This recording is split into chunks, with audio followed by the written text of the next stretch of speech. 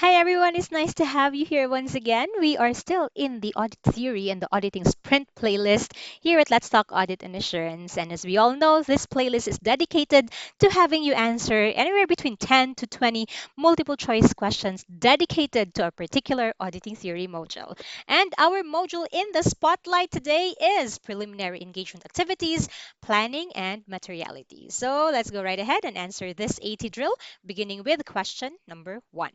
Which two of the following are auditors always required to do on being invited to accept an audit engagement? So we are talking about preliminary engagement activities, and we take note of two things. Number one, we are asked to identify two answers, and number two, we are asked which are the auditors always required. So let's evaluate the choices. Letter A says ensure that they are professionally qualified to act. Letter B says ensure they have adequate existing resources to carry out the audit. Letter C, obtain references for key personnel within the entity to be audited. Letter D, communicate with the existing auditors to discover any reasons they should not accept the appointment. So here we are reminded that when we decide to accept or continue a client, we do consider four things. Number one, our competence to perform the engagement. And so therefore, definitely letter A is one of the two that we are always required to do.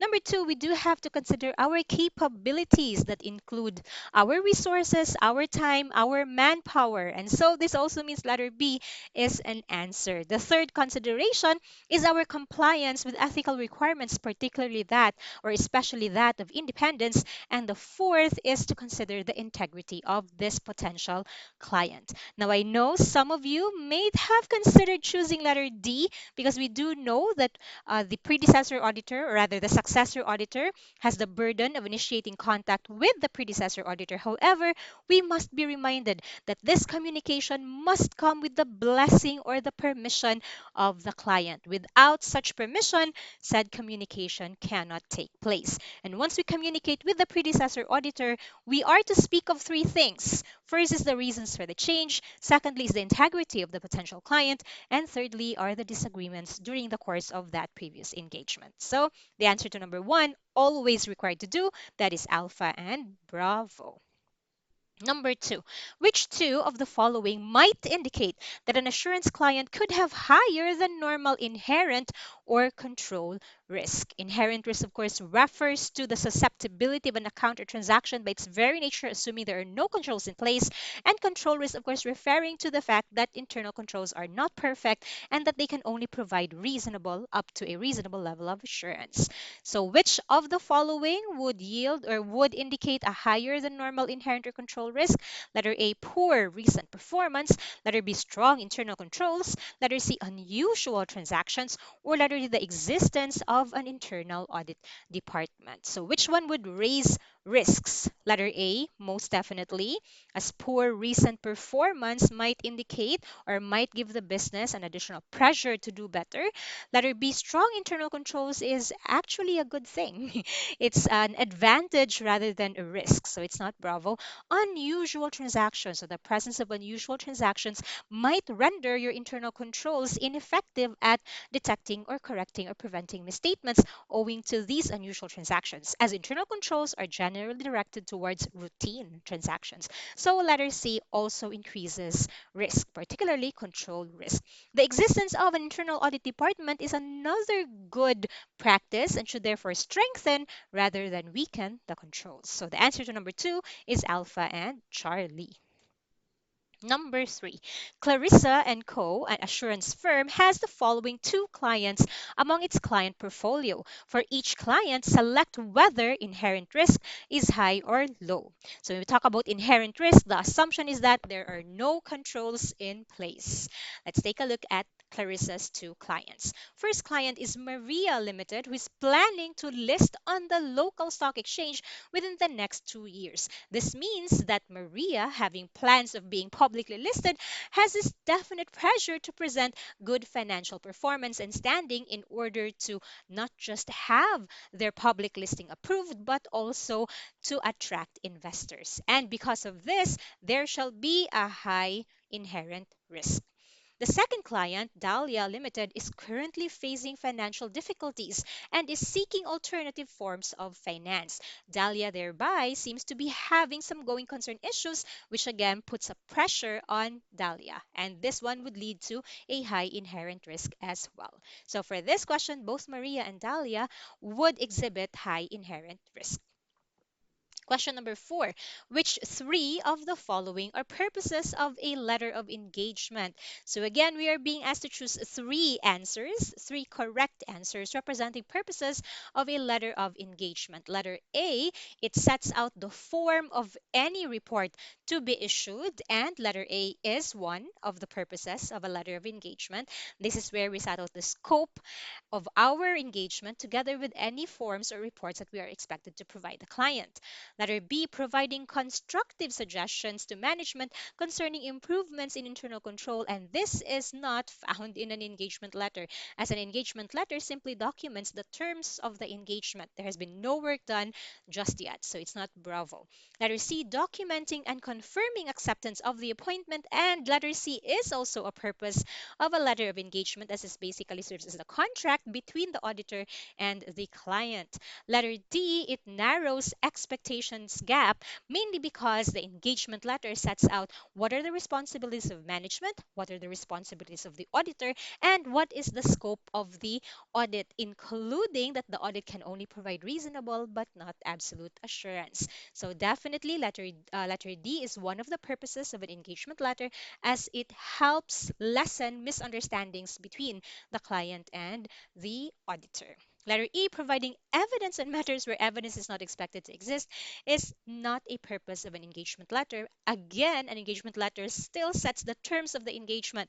No testing has yet been done. So Alpha, Charlie, and Delta for number four. Number five, which of the following best describes professional skepticism?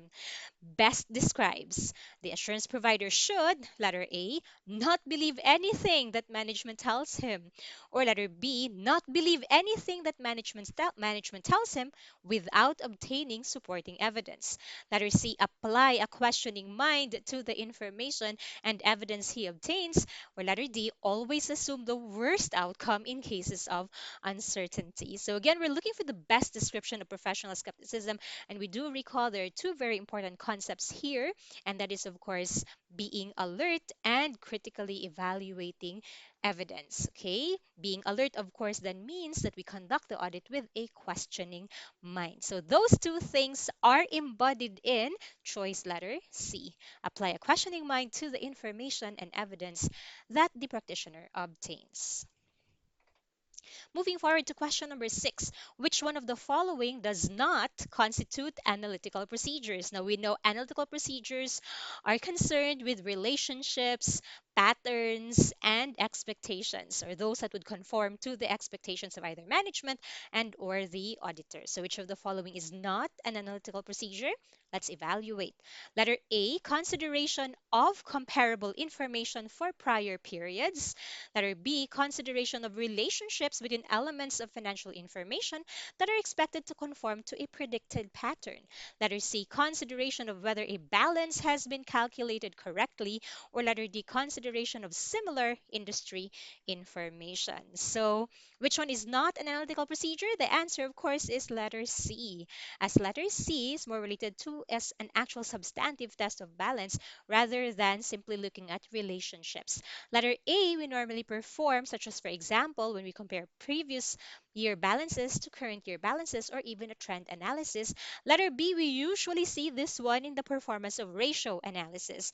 And letter D, like what we have mentioned, is when you compare how the client is doing as compared with similar industry information, expecting that your client will behave just like the industry. So Alpha, Bravo, and Delta are all analytical procedures.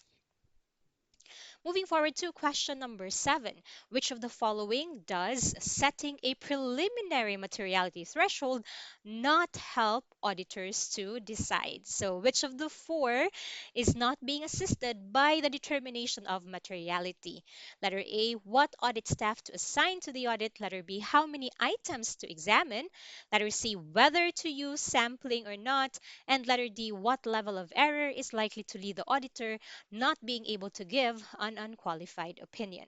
Now, we know that when we talk about the opinion, we do say that the financial statements present fairly in all material respects, right? So, materiality is very important in deciding what opinion to give. So, the answer definitely cannot be delta. Now, the determination of materiality also impacts the audit effort. So, this audit effort is represented by how many items to examine or the extent of testing. And so, Bravo is also not the answer. Whether to use sampling or not is also affected by materiality, as this mainly reflects the risk or the threshold that the auditor is willing to take. And so, therefore, Charlie is also not the answer. Leaving letter A, what audit staff to assign to the audit, as the one that is not affected by materiality judgment. So, alpha for number 7. Moving forward to number 8, which of the following would not normally be included in the overall audit strategy? And we recall that the overall audit strategy sets the STD of the engagement, or the scope, timing, and direction of the audit engagement. So, which of the following would not normally be included in the overall audit strategy? Letter A, details of economic factors and industry conditions. Letter B, the results of initial analytical procedures. Letter C, confirmation of management's responsibility for the financial statements. And letter D, identification of specific audit risks. Now, we know that part of our preliminary engagement activities and our initial planning activity is the performance of the risk assessment procedure. And the risk assessment procedure would yield and would utilize choices alpha, because we get to know the entity and its environment. So, alpha, including delta as well, and we also get to take a look at the entity's internal controls as part of our risk assessment procedures. So alpha and delta are definitely not the answer. We also know that the auditor rather, is required to perform preliminary analytical procedures. Analytics are required in the planning phase. So the answer can't be Bravo as well. So the answer that we have for number 8 is Charlie, as confirmation of management's responsibility is usually done in the form of a management representation letter, which we obtain near the completion of the audit and not in the planning phase. So, Charlie for number 8. Number 9, audit risk can be split into three components. We have inherent risk, control risk, and detection risk. For each of the following examples, select the type of risk illustrated. The first situation we have here is that the organization is seeking to raise finance for a new venture. Is that inherent risk, control risk, or detection risk? As this refers to the organization or the client and it has nothing to do with their controls, then definitely this is inherent risk. In fact, this will increase their assessed level of inherent risk. The second situation is the organization has a number of estimates in its financial statements. And this one is once again inherent risk. We have identified the presence of estimates or those items which will require the judgment or discretion of management to be, by its very nature, risky than those items which can be objectively determined. Again, we assume that no controls are in place. So this one is inherent risk.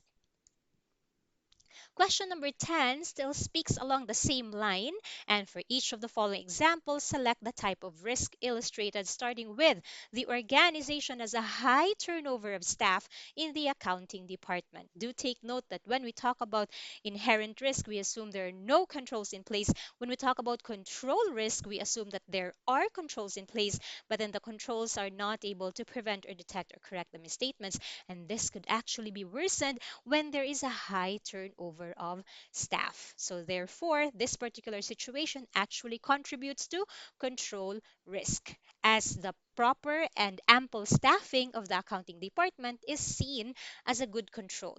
The lack of such staff, then, or the high turnover of staff, increases control risk. Next, the auditor will be using sampling in testing, and we know of the three components of audit risk, only detection risk is controllable by the auditor. And so when the auditor decides to use sampling, this will represent detection risk. So Bravo and Foxtrot for number 10. Number 11. Buddy has been given the following draft figures for Delhi Limited for the year ended 30 June 2027 to analyze. Materiality has been set at 35,000 pesos, and the finance director has told Buddy in a planning meeting that there have been few changes in the year. Budgets were set at 2026 levels, and there have been no major movements in non current assets. So here we are provided with a snapshot of some of the accounts together with their balances in 2020, in 2027 and in 2026. And we are also provided with a column for the variance. So for each item identified below, state whether it warrants further testing to analytical procedures or not. First, we have cost of sales. And we notice that the balance in cost of sales exceeds the materiality level of 35,000, plus the fact that cost of sales has exhibited quite a material and unusual variance. Where revenue has increased, cost of sales has decreased by about 7%.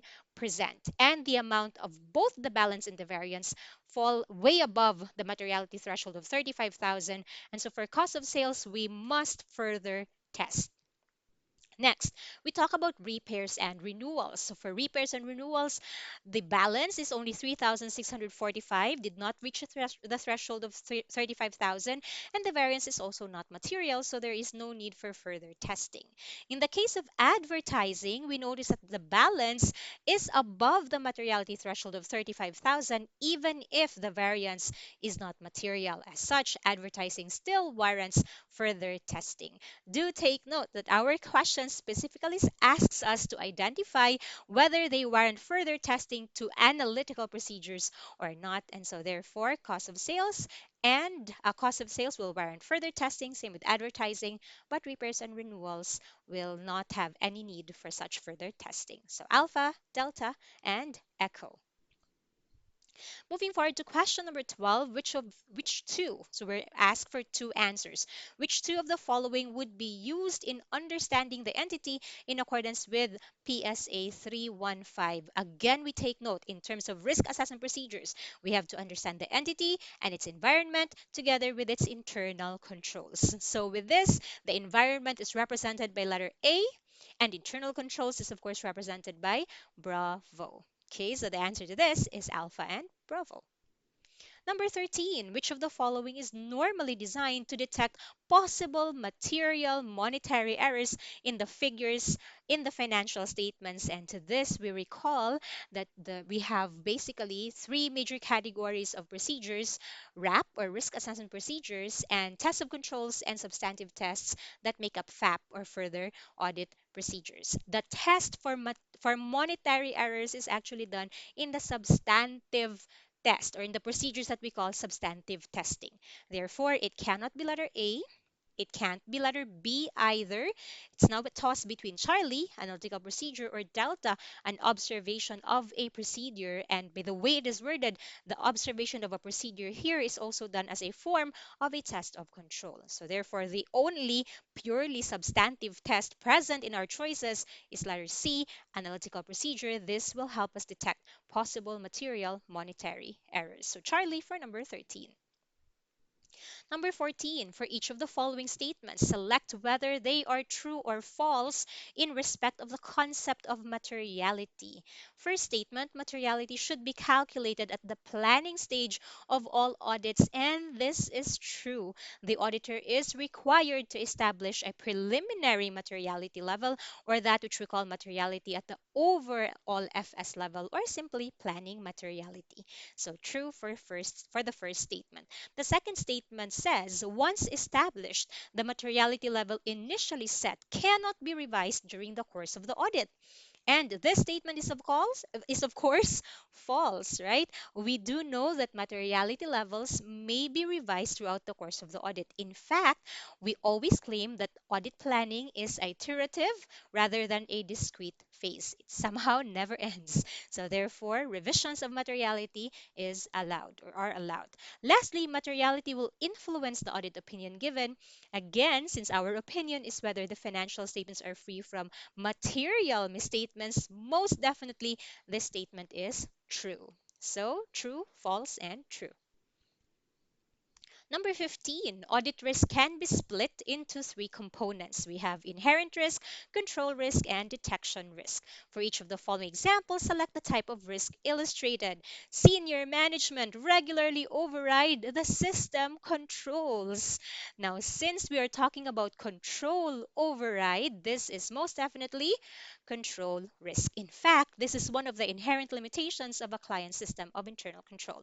Secondly, the director's pay is related to company profitability. That means the fee of the directors are tied to a certain company performance. And you would notice that this will actually increase the pressure being felt by the directors even when there are no controls in place. And so this one is most definitely inherent risk.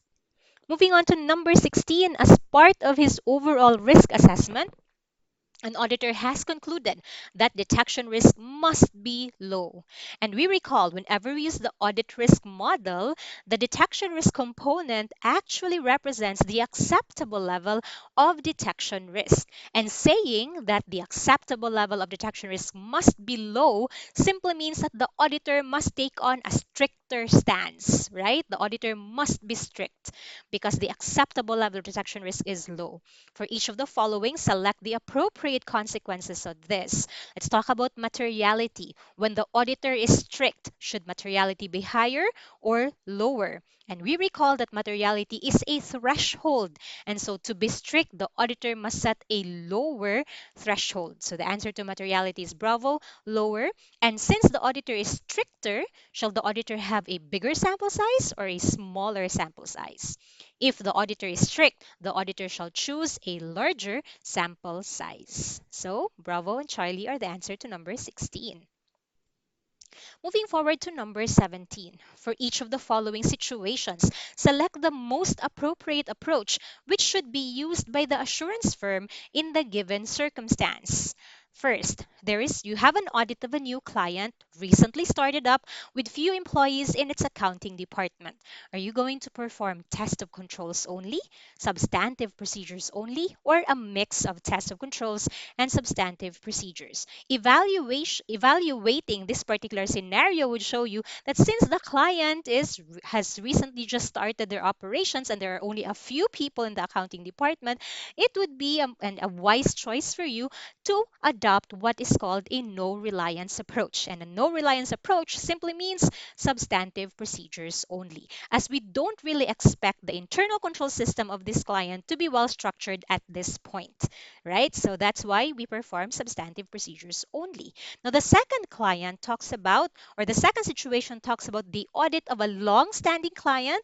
This long-standing client has a sophisticated IT system and even an internal audit department. And so to this, the auditor may use a mix of tests of controls and substantive procedures. We do take note that in the performance of an audit, substantive tests are required. Tests of controls are only performed by the auditor in two instances. Number one, when the auditor intends to rely on the control because of its design and implementation, just like in the case of the second client, and in the case of RSPAs or risks for which substantive procedures alone cannot provide sufficient and appropriate evidence. In the case of the second client, a mix of both test of controls and substantive procedures may be taken. Question number 18. Deteriora Limited's quick ratio has fallen from 1.9 to 1.6, making them a tad less liquid than last year. Which of the following might help explain this decline? So we have letter A, the allowance for receivables has been reduced. If you remember the quick ratio formula, you basically have your current assets less inventory divided by the current liabilities. So when the allowance for receivables have been reduced, this would have meant an increase in the balance of AR. Increasing the balance of AR, which is part of the quick asset, would have increased the quick ratio. So it's not letter A. credit control has been poor. So when you talk about credit control being poor, this means that the entity was able to make credit sales but was not able to collect on them. So looking at this, you would have had accounts receivable which are not yet collected, but then the total of your quick assets would still have been the same. So it wouldn't have reflected a decrease in the quick ratio. Letter C, the entity has purchased a property for cash. Now, knowing that property or property, plant, and equipment is part of non current assets, it will not increase, the purchase will not increase your quick assets, but it will decrease cash. And cash is a quick asset. So, therefore, in this instance, we see a decrease in the quick asset, which will lead to a decrease in the quick ratio. So that should be letter C. It can't be letter D because if inventory levels have fallen, this will not affect your quick ratio, as quick ratio is current assets less inventory. So the answer to number 18 is Charlie. Number 19, an electrical store and a cake shop have the same markup on cost. So let's remember this one. They have the same markup on cost. However, the gross profit margin of the electrical store is significantly higher than that of the cake shop. Which of the following is a possible reason for this? Now, we find this one somehow unusual because if they were using the same markup on cost, then we would have expected them to have the same gross profit margin, right? But in this case, the electrical store had a higher, significantly higher gross profit margin. So let's evaluate the possible reasons. Letter A says the cake shop's revenue is increasing while that of the electrical shop is decreasing. But actually, the electrical shop is doing better than the cake shop. So it's not A. Letter B, the cake shop has a higher level of wastage of inventory than the electrical store, which is actually, when you think about it, kind of expected, right? As when you talk about a bake shop or a cake shop, then you would expect there to be more waste, such as, for example, when you cut the trim or when you trim the edges of the cake, for example. So that's wastage. Letter C, the electrical shop takes advantage of trade discounts for bulk buying. But again, note that both of them have the same markup on cost. Letter D, the cake shop has a higher turnover of inventory than the electrical store. But then again, the electrical store is doing better than the cake shop. The most possible reason for this one is actually Bravo. Now, when you think about it, assuming that both entities utilize standard costing, then a markup on cost, when they use the same markup on cost, it would have registered more or less the same gross profit margin, right? But since the cake shop has more wastage, these wastages will then be charged to cost of goods sold, but will not be part of the amount of cost used as the basis for the markup. And this will then yield to a significantly lower gross profit margin for the cake shop. So the answer to number 19 is Bravo. And number 20, which will be our final number for this drill, Manila Inc.'s current ratio this year is 1.33 is to 1 compared with 1.25 is to 1 last year. So meaning to say Manila's current ratio is better this year. Which of the following would be a possible explanation of this? Letter A, Manila paid its payables earlier than usual out of a bank overdraft. But take note, in the case of letter A, we are all talking about credits here, right? Payables being on the liability side and bank overdraft also being on the liability side. So this will simply be a transfer from one liability account to another liability account and would not affect current ratio. Letter B, Manila made an unusually large sale immediately prior to the year end. This unusually large sale would cause an increase in either cash or receivables and might explain the increase in current ratio. But let's evaluate the other choices first. But letter B is a good contender for the answer. Letter C, Manila made an unusually large purchase of goods for cash immediately prior to the year end, and these goods remain in inventory. But notice that inventory has increased, meaning the numerator, which are current assets, has increased, and the denominator, which is basically the liabilities, current liabilities, also increased. So this will not show an effect on the current ratio. Letter D, Manila paid its payables earlier than usual out of a positive cash flow. So if you want to experiment a little bit on letter D, perhaps you can imagine if last year the company had, let's say, current assets amounting to 100 and current liabilities of 50, that makes last year's current ratio as 2 is to 1.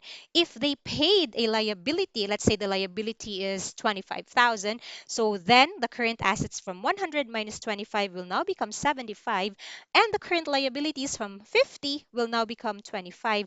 That has actually increased the current ratio to 3. So from 2, it has become 3. So paying the payables earlier than usual out of a positive cash balance also increases current ratio. So in the case of number 20, we do have two answers, Bravo and Delta.